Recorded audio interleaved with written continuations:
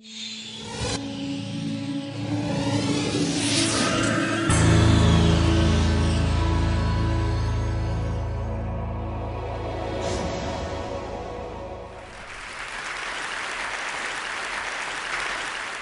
are a lot of ways the people around us can help improve our lives. We don't bump into every neighbor, so a lot of wisdom never gets passed on. But we do share the same public spaces. So over the past few years, I've tried ways to share more with my neighbors in public space, using simple tools like stickers, stencils, and chalk. And these projects came from questions I had like, how much are my neighbors paying for their apartments? How can we lend and borrow more things without knocking on each other's doors at a bad time? How can we share more of our memories of our abandoned buildings and gain a better understanding of our landscape? And how can we share more of our hopes for our vacant storefronts so our communities can reflect our needs and dreams today? Now, I live in New Orleans, and I am in love with New Orleans. My soul is always soothed by the giant live oak trees, shading lovers, drunks, and dreamers for hundreds of years.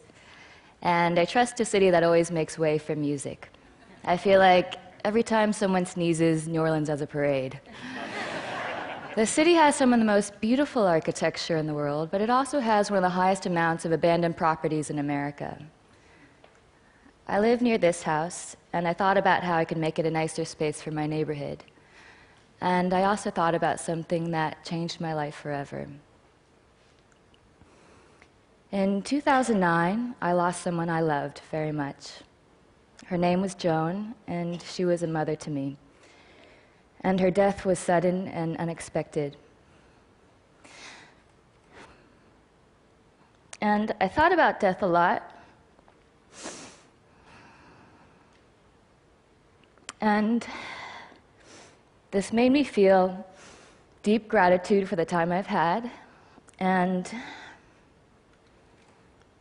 brought clarity to the things that are meaningful to my life now. But I struggle to maintain this perspective in my daily life. I feel like it's easy to get caught up in the day-to-day and forget what really matters to you.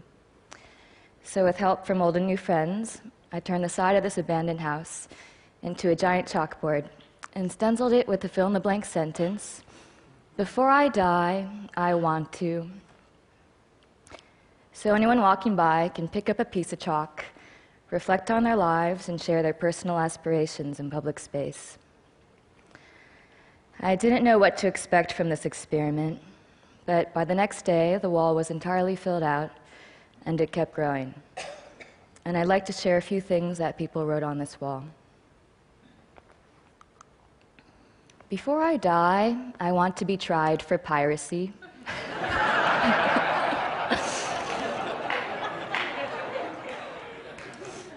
Before I die, I want to straddle the international date line. Before I die, I want to sing for millions. Before I die, I want to plant a tree. Before I die, I want to live off the grid. Before I die, I want to hold her one more time. Before I die, I want to be someone's cavalry. Before I die, I want to be completely myself. So this neglected space became a constructive one, and people's hopes and dreams made me laugh out loud, tear up, and they consoled me during my own tough times. It's about knowing you're not alone. It's about understanding our neighbors in new and enlightening ways. It's about making space for reflection and contemplation and remembering what really matters most to us as we grow and change. I made this last year and started receiving hundreds of messages from passionate people who wanted to make a wall with their community. So my Civic Center colleagues and I made a toolkit, and now walls have been made in countries around the world, including Kazakhstan, South Africa, Australia, Argentina, and beyond. Together, we've shown how powerful our public spaces can be if we're given the opportunity to have a voice and share more with one another. Two of the most valuable things we have are time and our relationships with other people. In our age of increasing distractions, it's more important than ever to find ways to maintain perspective and remember that life is brief and tender. Death is something that we're often discouraged to talk about or even think about, but I've realized that preparing for death is one of the most empowering things you can do. Thinking about death clarifies your life. Our shared spaces can better reflect what matters to us as individuals and as a community. And with more ways to share our hopes, fears, and stories, the people around us can not only help us make better places, they can help us lead better lives. Thank you.